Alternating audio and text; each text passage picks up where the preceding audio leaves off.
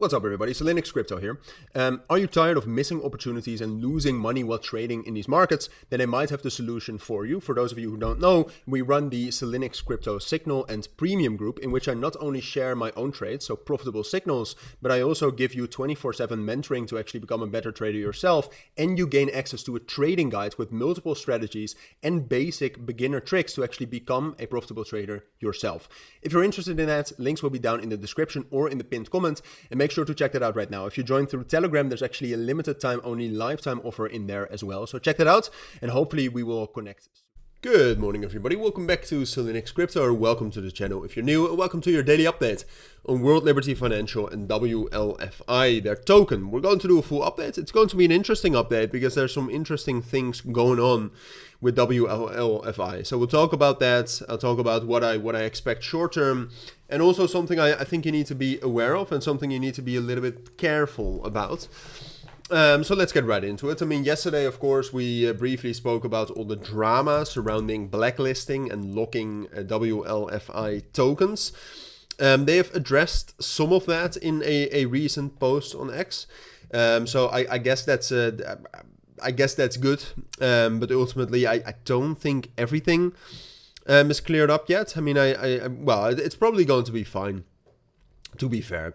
Like they blacklisted some wallets for good reasons. I understand that. I mean, you do make it quite clear that you have a centralized project, but well, I mean, that doesn't necessarily matter that much. I think it's going to be fine between them and Justin Sun as well, right? Because that was the main thing. They blacklisted his address.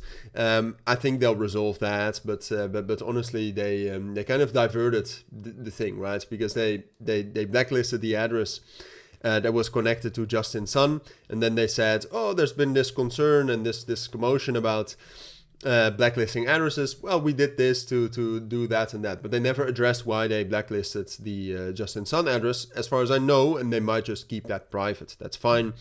What we're seeing, though, with the World Liberty Financial, which is interesting, is that there's actually some leverage coming in, right? What I always said after each time we drop down lower is that, all right, well, there's no sign that we're going to go up.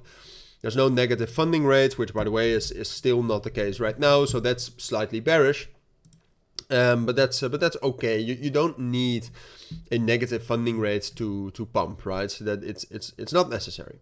The valuation is still very high. I still think that, by the way. And the volume is also decreasing right now. However, something which makes me believe that we can at least see some short-term bullish momentum is that we actually have some leverage coming into the price. Quite a lot of leverage as well. Here you can see the open interest right here. You can see these bumps up. That is whales or traders or whatever accumulating long positions on WLFI.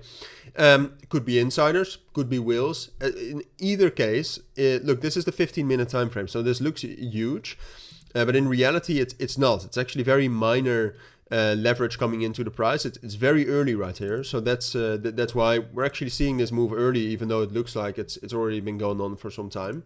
We still have those imbalances here to the upside, which you can see on the 4-hour time frame and the 1-hour time frame. So I think it's quite likely that this early leverage will be rewarded and that we will see a move into the upside right here. Now, there my warning comes in. I mean, the main level that we really need to break above if we want to see a continued rally and continued uptrend, which is a possibility, is 21 cents. Now, I think it's most likely that from the current levels right here, we will get a move into 20 and 21 cents. So the next main target, we still have some imbalances there, and it looks quite easy to move the price there, at this point of time at least. So that is what I do expect, but I think the only way we can actually get a continued uptrend into 25 and 27.5 cents, which are the next two main price targets, would be a sustained break above 21 cents. And the key word there is sustained. All right, what happens quite often when you have a structure like this is that the price does break out, right? So that we do get a break above 21 cents. So everybody thinks, oh, we've broken structure. It's a bullish breakout. We're going to buy. And that then you see an instant reclaim below that level again, followed by a drop down lower into 15 cents, which is the next target where we could potentially form a bottom. So be aware of that, right? I think the most likely scenario here is that we are going to move up higher here. But the only way we can turn it into an uptrend, which I think is unlikely, I don't think that's going to happen, is a sustained break above 21 cents. So not only the price moving above 21 cents, but actually closing above there and getting some positive retests. But I'll keep you updated on that. For now, those are my thoughts at least. So thank you for watching. I'll see you all in my next videos. And finally, some action. Take care. Bye.